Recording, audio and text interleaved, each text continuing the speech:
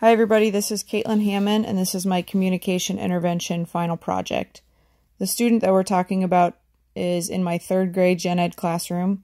She is 8 years old and has experienced extreme trauma by her birth family in the form of mental, physical, and sexual abuse.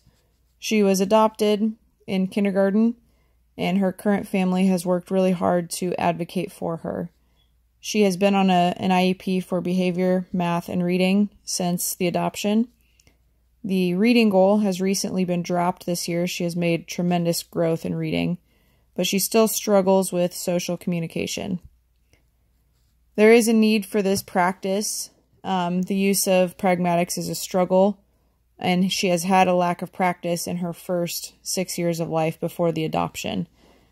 She has a need and a want to be friends with especially the girls in our classroom, but she doesn't really know how to have meaningful conversations. Most of the conversations are very one-sided. She enjoys talking about things that are of her interests, but cannot continue those conversations when peers bring up things that they are interested in. She does not qualify for speech.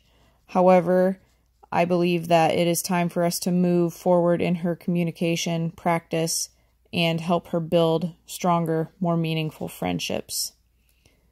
The intervention that I'm using is called PALS, Peer Assisted Learning Strategies.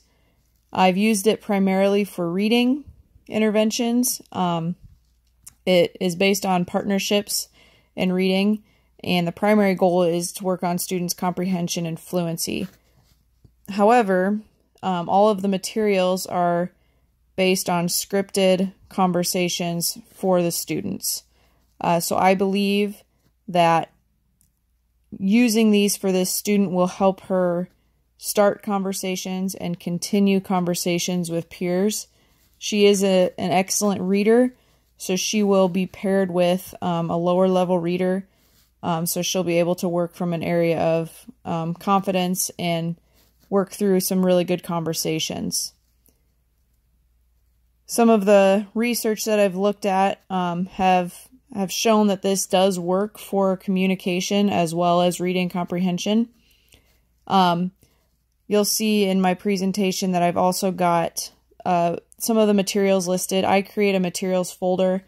The PALS activity packet cover sheet comes with all the materials, and then I just glue it onto a folder.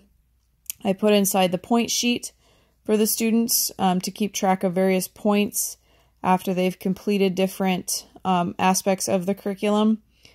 There are articles that go with the curriculum, but I also have students pick their own stories to read, whether it's a chapter book or a picture book, whatever is of interest to them. On the final slide, you'll see 3 different pieces of paper. The 2 green ones are the correction cards, and then the paragraph shrinking and prediction relay. On these cards, it specifically tells which student to read which part after their partner has read part of the story.